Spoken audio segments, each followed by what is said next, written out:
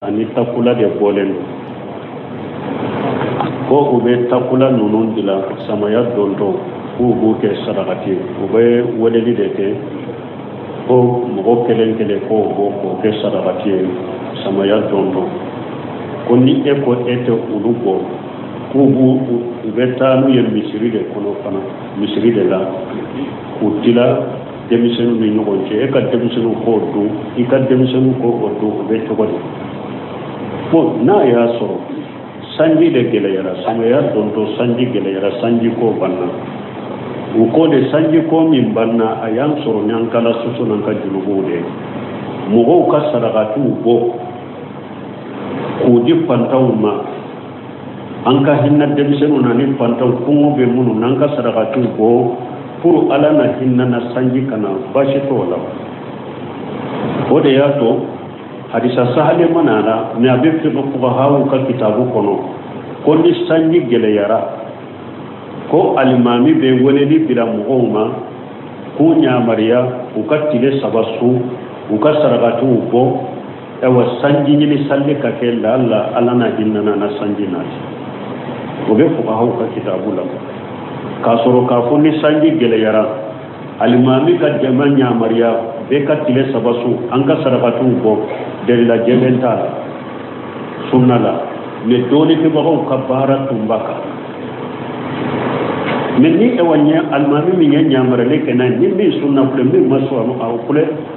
jafoate me de la jelentu la sunna la men ni tumbe doni ke bago ka kitabu kono ka ko ni sanji gele yara sani anka bo ka sanji ni sallike dondo be fo ko be ka bo anka sanji ni sallike me sani anka bo mo ka saragati bo ni aya soro sadaqati sugude do nyamarali ke ro sadaqati sugude ka bo basi tola islamia sharia la men na ya soro de la jeli kala de do ya ko be modi gana do de ya ko sadaqati be bo setane ude ko be la jeli kala do de ko sadaqati ni sadaqati sugu ka bo ko be modi gana de ko ni sadaqati sugu ka bo ko be dolo dona do de ko ni sadaqati sugu ka bo ko tebe o ye musirkiya ye wo sadaqati sugu be di shaytanu de ma atebbe mo ko atebbe idon ko no sadaqati sugu be do min be di shaytanu ha tawuna no ko ni illa waju tawuna ni waju ni harawo ni do ona no bon ko min ye wala ndemisiu ulu kala wajita kado an kam misiwula ko obe togoni don ko ko basitala baga dambe kote ulu ka kola hada maden wore de kala wajita ta kado hada maden wore la min ta muso we jeliya obe ko me jeliya dambe obe nyagambi me baga dambe kote ulu tala abe daga wala ndembi sikalla waji ikado ika ewal an kam misi munum bambulo ka do la pura ka wolande misi den soro basi tola me don ko kan kam min koloshi akana soro den goto na be misi de ko kodu parce que wolande misi nunu lu dew ani an kam misi dew te kelenya na ya soro a wolo wakati atem misi toro na ba de adde ko kodu islamia sharia ko la kanilla wajita kaduni la wajia basi la sharia la parce que dambe côté bagaw dala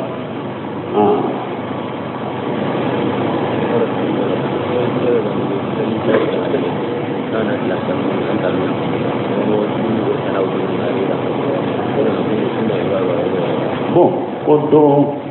kanili kali ko do no ye salejita saleje banne ko fe pew be jido ta ka do da kono be tore be sirto la dinala misal ji ko ni dafara min be ashhadu an la ilaha illallah wa ashhadu anna muhammadar rasulullah allahumma aj'alni min at-tawabin wa aj'alni min al-mutatahhirin salli ji ko be do be min ga wude ko ne ka ko be ji wore de do ko lon ko la ka do ita ko be sirto la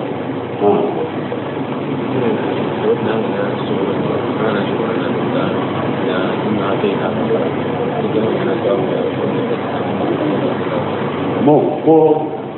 ko ni hada maden ni ye suritu ni ko be inna a'tainaka al-kawsara ko ni yo kala ko sunde degila lesirito la dina la yediya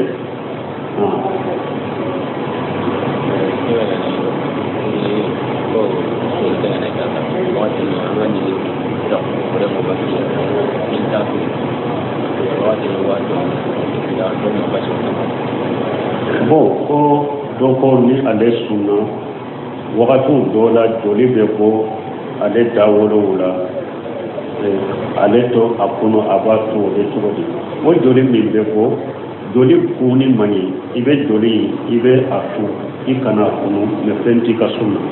ate fenti ka sunna joli min ba ke ka boy dawolo wula ate fenti sunna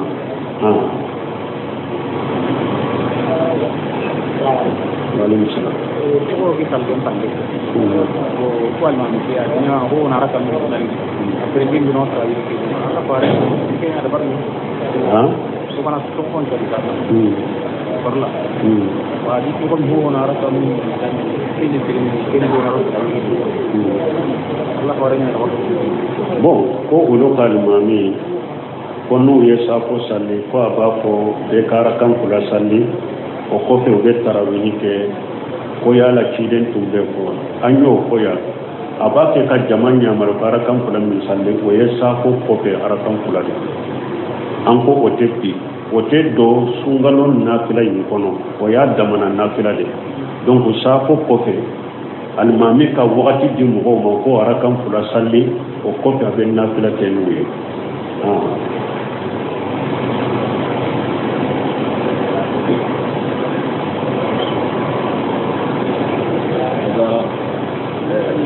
place de angala ni so ko sallallahu alaihi wa so ko sallallahu alaihi wa amu dan nan ke ya Allah sabia ni to na place no wa na kanina so ko sallallahu bon ko ni mo min nana ya sura al-mamini jama'a safo salli o ben nafila de la nana misrila ma safo salli ba ke chokoli bon donc mo ka kuma sahale min benina ibe do ni safo ngania ebe do ka paradma mi jamaka me ebe do ni safo ngania de tarawih ye kula de nu ye kula salle almami jama'a salamu bila ete salamu bila ebe wuli ki ka safo arakanani ki ka akula dafa ebe wuli ki ka safo to dafa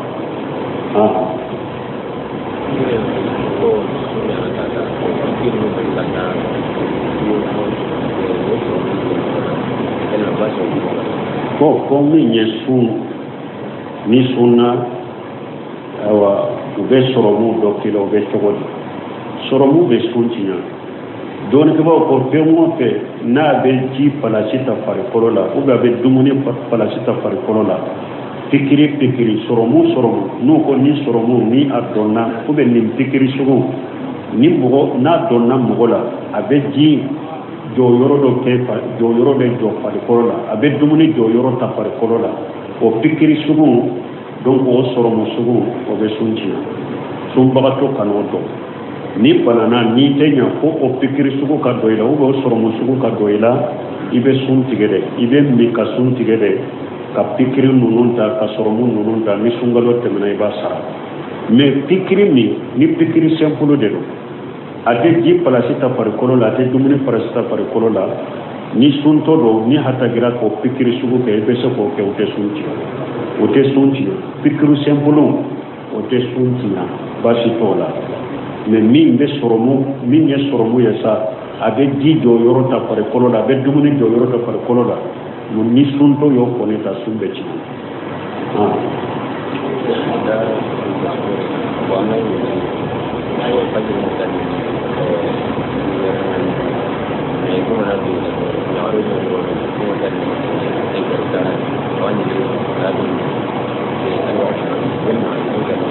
bon angin kali droko do ko no lu yes suguru do no ka suguru banna utilala suguru do na dro muso do bu bolo ye ulube fajiri sande ka soro salatu na bobe togodi fajiri kana sande a wakati ni dankan ya ko ni be ko fajiri wakati mardo ni tilala suguru dunna ibe ika suguru dum banna ibe sallu wakati de makono ni salatu bora de fajiri kene tira abe fajiri salli ni fajiri kene ma ci salatu ma bo ikana fajiri salli ni ya salli ate saha fasila ka wakati masi walem salam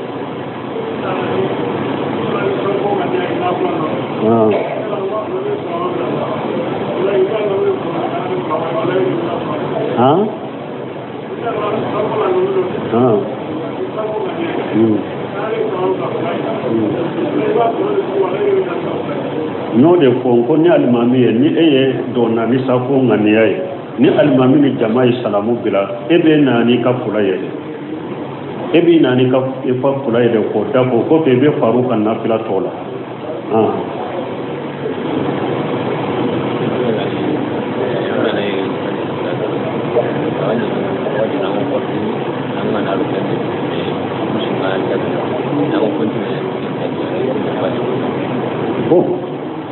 ko ni do be ni ebe na do salila iba soro wakati do la sugune bi mina sugune digilem di la ibe do salila be togodi kiden ko la salata bi hadrati ta'am wala huwa yudafihu al-aqdatayn kiden ko sallite ka dumuni in ka dumuni sigilen do ko kana salli mana in kanu kai kan la dai me mugodo kungo be ela inani ka dumuni sigi sallu wakati sera kiden ko ka dumuni de folo ka dumuni ke folo parce que ni ma dumuni ke kongo be ela ka dumuni nana sigi ni ko be ta sallu be ni ko be salli su la lembe salli i hakili be dumuni de no fe wala kiden ko ka dumuni de ke folo o ko be ka salli akoy kana salli fana ka sobe fula into nube nyogo nyonila mana ni bana kuta bila kube sugune bila kiden ko ino kana salli de ibo o boyla de folo o kofe hakli sigilembe do sallila me kana salli ka to ila me ni mo mi ni tugo i sallira ka to ila bo ni pemma boyla ki to sallira ka salli sahalendo o yi ka salli sale ye kiden ka sunna de soso ni ka salli sahalendo salli be sahanna ya suru pemma boyla me andugona ko ni kiden ko kana salli ka to ila ibo o boyla de folo o kofe be salli wa alaykum salam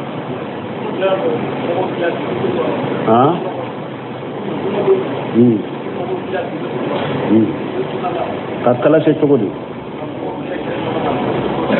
bon ko juma do ko be mo kala se misiri kono deri la bola wa kala se te mo bolo misiri kono de jeje misiri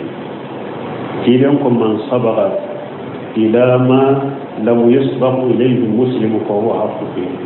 kidan ko misiri kono na jama yoro wa ko ni mo min folo nana asigira yoro mi ale de kakali o yoro ye ko kata sallifa wala palasite mo bolo misiri la palasimina iba ko de ma ale hajijul makan ki kadda mana palasi mina misiri la ko tebe bal fuqahawu do abin majhabi tegu do bolo yere ni palasi damana mina misiri la etena jonna mogo munun nana jonna yi kumanti ya palasin na ulu sigira kofe ka palasin to kabila enye uko ni nana yi sallira ala ka sallite saha majhabu dola me kuma sahale salli sahale do me yen min ka tebbe haramu do jama je ekela nyaki taye o tebbe ye hada made misirila baraji bede min nana jonna asigira yoro me aka sigi yoro ale de ka sigi yoro palasite mogo bolo misiri kono ka palasi re jarabe mo yo misiri kono o tebbe doni ko ko konna ya soro chokoroba dobe ale kasigi kobe togoya dola ube kasigi yoro dola o ba jogu mana na ako abena tama ka gelama aba soro misiri fara na ko akata ta ewa tama yoro ja ube akata dani ni yoro ja o ba jogu donc ale be boni yoro minya ani misiri nyefela de kasuru ulu na nyogona na done do misiri kono farda salle fana teke ako degumba alela akorola tama ka gela bolo ulu na nyogona ka ke oye ka bonya ani darura munum bala kasigiro to ye misiri kono nyefela la basi to na nyogona la abonya ni kama ni darura min bala meni ote palasite mo bolo misiri kono mo kana palasire jarabe ni mana misiri kono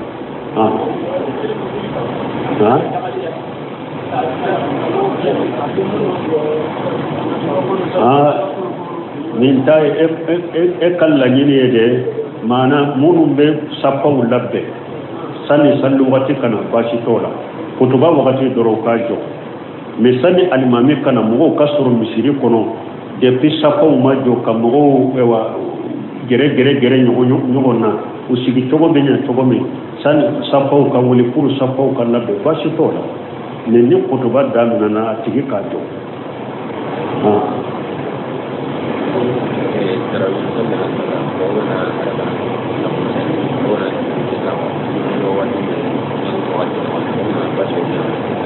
bon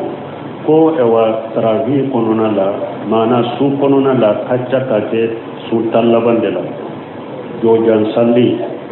nanye arakan nani salli sigiri beke mo be lafiya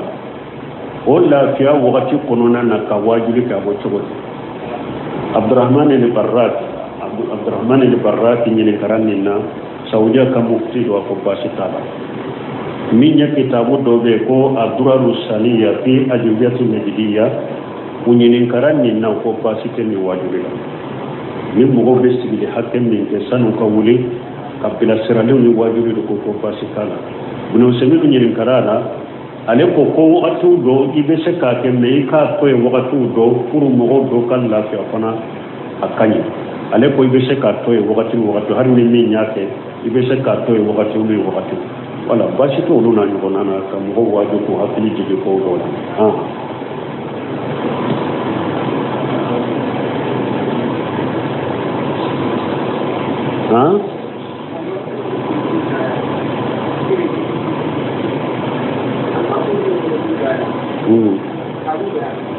ko alimami ni be kunutu janya agwe dewa kunutu janya ni te sunna bilal silali ani konnan jabe ke alimami ye u ka kunutu surunya u kanu janya ni mo ye kunutu ka surunya de kiren ka duawu jambawte yuba aba surunya de kuma damado de do aba surunya ali hasan ibn ali kiren yemi la alla dunya kunutu mino manjaw allahumma hadaina fi man hadaita kata laba asabatira kiren yi odoronde la dunya ali hasan da ka ko kunutu kono ibe so ko kunutu kono niye ewa duawu daga lewu duawu sabatilo duawu nyuma ndo faroka bashi toka ne kunutu kana janya do be min ke kunutu la tarawihi arakanta ni sabaito ke ola do be se ka militi bisabake duawu doron militi binani militi buga woyede dan teme de mugo kani mugo tebu de woye kunutu ka surunya ode ciden ka sunna ya kana janya Waalaikum salam.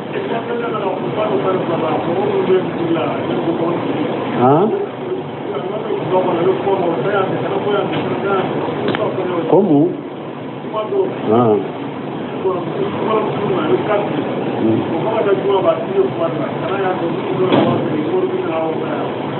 Bon, ko ewa juma kalima mi to kutuba kono ko mo do be ibu soro kenema be siratige u b'a fɔ muso ma taa yan fɛ cɛw ma taa yan fɛ alimami bɛ kutuba la o bɛ cogo di bon n'a y'a sɔrɔ a tigi bɛ yɔrɔ min a kan tɛ alimami a tilo tɛ alimami kan na n'a y'a sɔrɔ ale bɛ siratigɛ la gotoro yɔrɔ min a tilo tɛ alimami kan na kuma dagara ale ye ni a y'a sɔrɔ n'a tilo bɛ alimami kan na ciden ko juma don a ko man masali hasa faqad laga wa man laga fala jumata lahu ako ni mɔgɔ min ni magara bɛlɛ la dɔrɔn juma t'i ye ako ni magara bɛlɛ la i ye ko lankolon kɛ ako ni mɔgɔ min y'o ko lankolon fana kɛ juma t'i ye ka maga bɛlɛ la kɔrɔ mun ye ciden tire la dɛbɛ tun tɛ olu ka misiri la cɛncɛn de peselen bɛ misiri kɔnɔ ni mɔgɔ dɔw b'a kɛ ka tilonkɛ kɛ e ye bɛlɛn dɔw ta ka fila ma fura k'a da de ciden kɔni y'o kɛ dɔrɔn i ye ko lankolon kɛ a ko ni mɔgɔ min ye ko lankolon kɛ juma t'i ye mɛ laɲini ye mun ye juma t'i ye i ye juma min salli farida binna ka bɔ i kan na dɛ mɛ baraji min bɛ sɔrɔ juma la i t'o sɔrɔ wala mɔgɔ n'a kumana k'alimami to minbari kan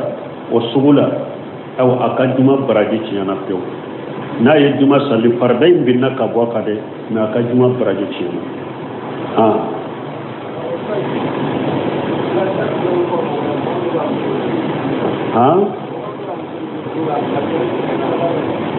Como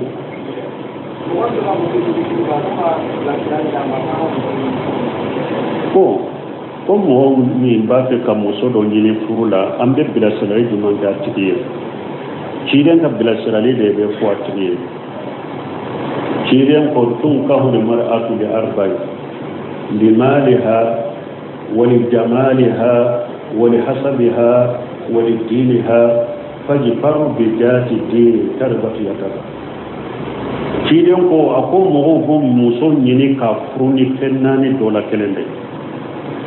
dɔw bɛ muso ɲini ka furu ko a cɛ ka ɲi ale b'a ɲini ka furu de kama dɔw bɛ muso ɲini ka furu ko nafolotigi de don ale bɛ muso ɲini ka furu o de kama dɔw bɛ muso ɲini ka furu ko danbetigi de don a b'a ɲini ka furu a ka danbe n'a ka kabila in de kama dɔw bɛ muso ɲini ka furu ko diinatigi o diina de b'a bolo o ciden y'i bilasira yan de sisan ayiwa a ko e ka diinatigi de ɲini dɛ n'i ma diinatigi ɲini i bolo bɛ bila bɔgɔ la donc an bɛ bilasirali min k'a tigi ye a ka diinatigi ɲini muso min ya diinatigi ye a bɛ komi ni ci hadisa wɛrɛ fana na musow fana ka ko la ciden ko ija ataakum man tardawna diinahu wa khuluquhu fajawwijuhu a ko ni mɔgɔ min nana aw ma a diina ka ɲi a diina y'aw diya a jogo y'aw diya a y'a lafuru dɛ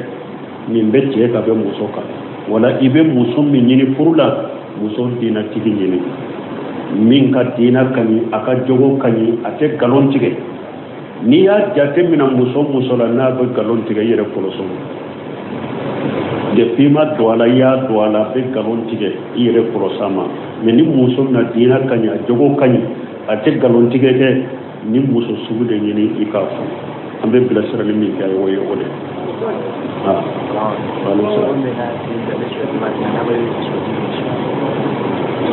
ko mɔgɔ min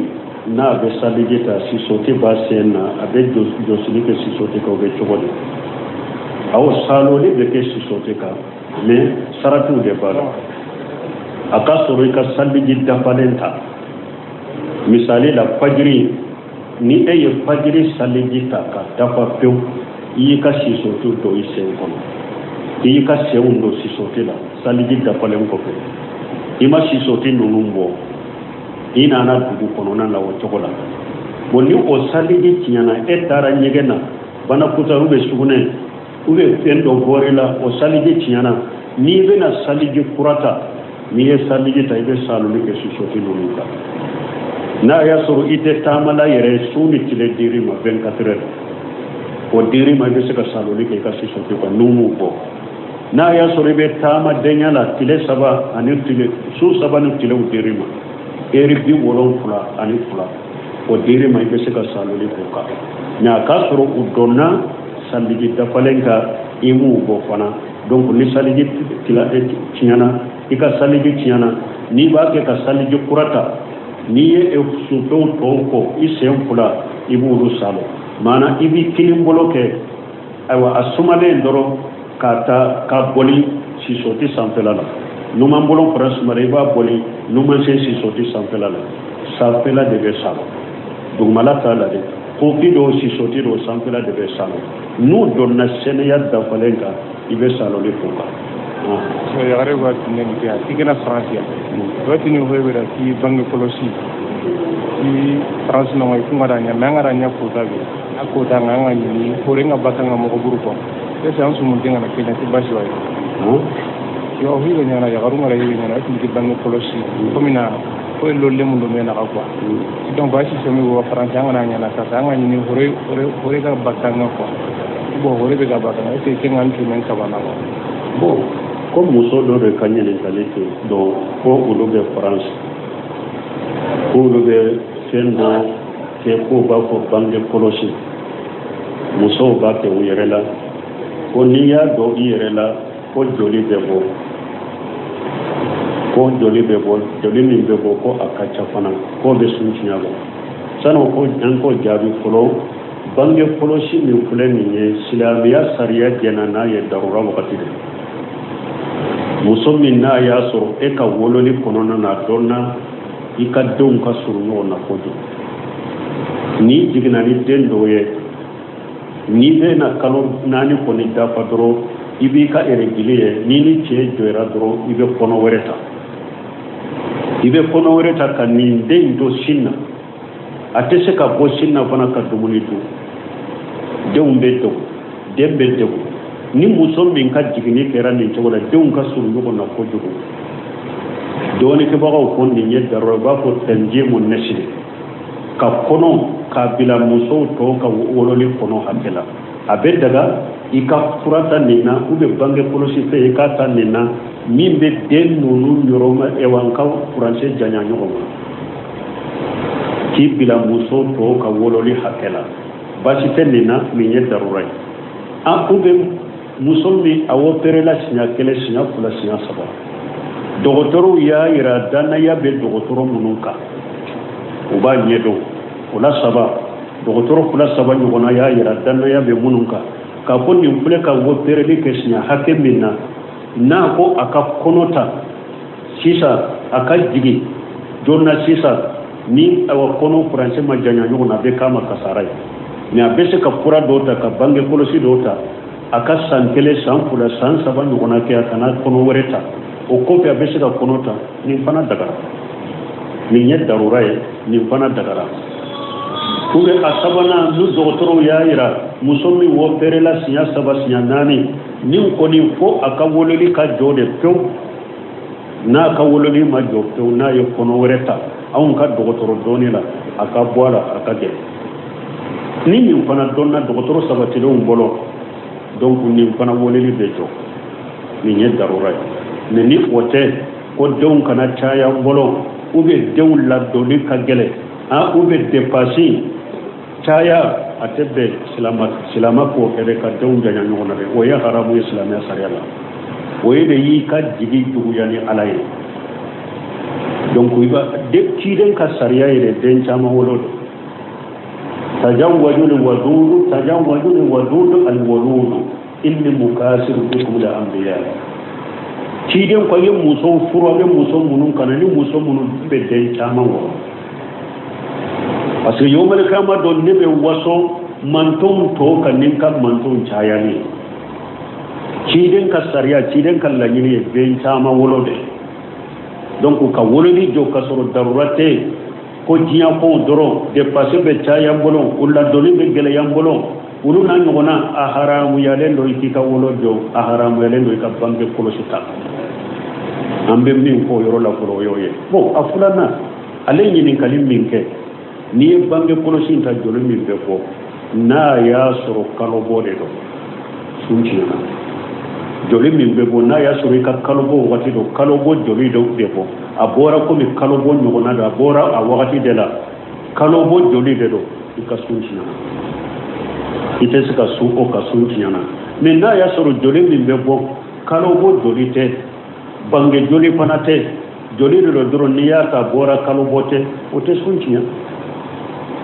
oye bana joli de o te fenke sunna o te sunchina mais kalo bo de be sunchina ou be bange joli ko wakati sera subhanaka allahumma wa bihamdika ashhadu an la ilaha illa anta astaghfiruka wa atubu ilayk burusula marakaw fen subu dobu bolo ubadila ani takula de bolen ko ube takula nunun dila samaya dondo ko buke sadaqati ube wodeli de ke ko mo kelen ko ke sadaqati samaya dondo ko ni e ko ete ulugo ko bu ube tanu ye misiri de kono fana misiri de la ko dila demisenu ni nyogonje e ka demisenu ko do i ka demisenu ko do be togodi bon na ya soro sanji de gele yara samaya donto sanji gele yara sanji ko banna u ko de sanji ko min banna ayan soro nyan kala susu nan ka julugo de mo go ka saragatu bo ko di pantawma an ka hinna demisenu na ni pantaw ko be munu nan ka saragatu bo pour alana hinna na sanji kana bashi to wala ode yato hadisa sahale manana ne abe fi ko hawo ka kitabu kono ko ni sanji gele yara ko alimami be woneli bila muhoma ku ñamariya u ka tile saba su u ka sarakatiw bɔ ewa sanji ɲini salli ka kɛ la ala na hinnana na sanji naati o bɛ fukahaw ka kitabu la k'a sɔrɔ k'a fɔ ni sanji gɛlɛyara alimami ka jama ñamariya bɛɛ ka tile saba su an ka sarakatiw bɔ dalila jɛlen t'a la sunna la mais dɔɔnikɛbagaw ka baara tun b'a kan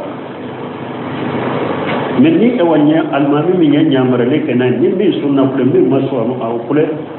jagoya tɛ mais dalila jɛlen t'u la sunna la mais nin tun bɛ dɔɔnikɛbagaw ka kitabu kɔnɔ k'a fɔ ni sanji gɛlɛyara sani an ka bɔ ka sanji ɲini salli kɛ don dɔw bɛ fɔ ko bɛɛ ka bɔ an ka sanji ɲini salli kɛ mais sani an ka bɔ mɔgɔw ka sarakatiw bɔ ni a y'a sɔrɔ o sarakati sugu de don ɲamarali kɛra o sarakati sugu de ka bɔ baasi t'o la silamɛya sariya la mais n'a y'a sɔrɔ de lajɛlikɛla de dɔ y'a fɔ ou bien morigana dɔ de y'a fɔ sarakatiw bɛ bɔ sɛtanɛw de ye ou bien lajɛlikɛla dɔ de ko ko sarakati ni sarakati sugu ka bɔ ou bien morigana de ko ko ni sarakati sugu ka bɔ ou bien dɔnna dɔ de ko ko ni sarakati sugu ka bɔ o tɛ bɛn o ye musirikiya ye o sarakati sugu bɛ di sɛtanɛw de ma a tɛ bɛn mɔgɔ k'o bɔ a tɛ bɛn i denw k'o bɔ n'o sarakati sugu de don min bɛ di sɛtanɛw ma tubabu naani ko ni